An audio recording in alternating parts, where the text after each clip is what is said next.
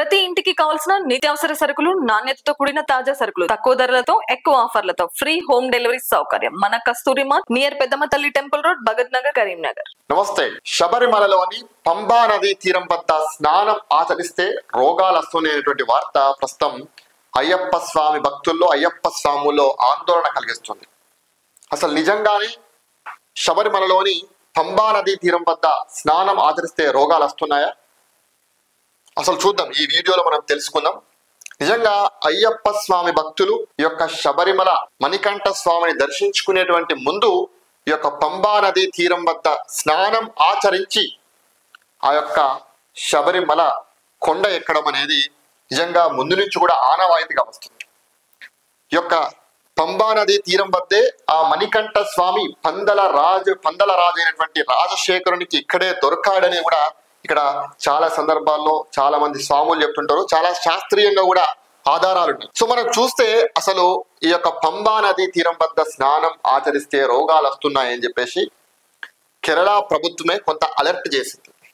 అయ్యప్ప స్వామి దర్శనం కోసం వచ్చేటువంటి ఆంధ్రప్రదేశ్, తమిళనాడు, తెలంగాణ, ఇతర రాష్ట్రాల నుంచి అటువంటి భక్తులు ఇక్కడ కొంత జాగ్రత్తలు పాటించాల్సిందేనని చెప్పేసి కూడా కేరళ ప్రభుత్వం చెప్తుంది. అసలు ఏం జరుగుతుందనేది చూస్తే ఇక్కడ మనం తెలుసుకుంటే కేరళలో ఒక వింత వ్యాధి అనేది నీళ్ల ద్వారా సోకుతుంది. ఆ వ్యాధి పేరే మెదడును తినేటువంటి అమీబా. మెదడును తినేటువంటి అమీబా, బ్రెయిన్ ఈటింగ్ అమీబా అనేటువంటిది కేరళలో నీళ్ల ద్వారా వ్యాపిస్తుంది. అసలు ఈ వ్యాధి ఏంటనేది చూస్తే బ్రెయిన్ ఈటింగ్ అమీబాను తెలుగులో మెదడును తినేటువంటి అమీబా అని అంటారు. దీనిని శాస్త్రీయంగా నెగ్లేరియా ఫౌలోరి అని కూడా పిలుస్తారు. ఇది మెదడును ప్రభావితం చేసేటువంటి ఒక అరుదైన ప్రాణాంతకమైనటువంటి ఇన్ఫెక్షన్. ఇది ప్రధానంగా భారతదేశంలోని కేరళ వంటి ప్రాంతాల్లో ఈ మధ్య వార్తల్లోకి వచ్చింది.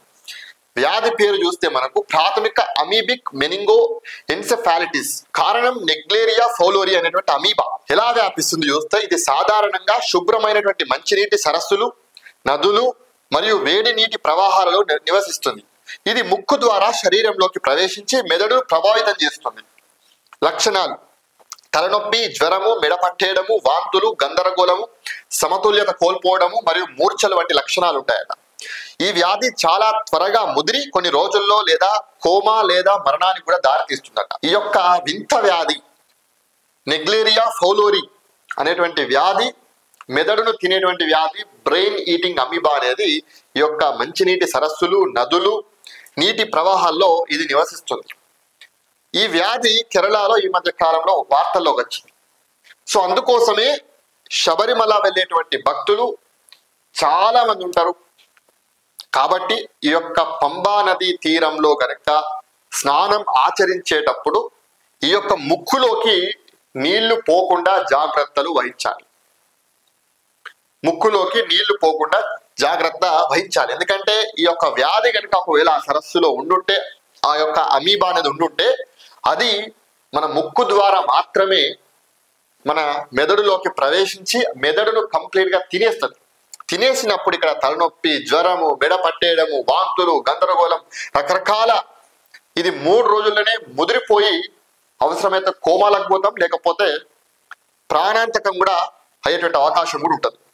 సో అందుకే అయ్యప్ప స్వామి భక్తులు, అయ్యప్ప స్వాములు శబరిమల వెళ్తున్నటువంటి సందర్భంలో ఎక్కడైనా పంబా నది తీరమే కాదు, ఇంకెక్కడైనా సరే పోయేటువంటి సందర్భంలో ఎక్కడ పడితే అక్కడ స్నానాలు చేయకుండా, స్నానాలు చేసినా ఆ యొక్క నీళ్లు ముక్కులోకి పోకుండా మీరు జాగ్రత్త వహించాలి.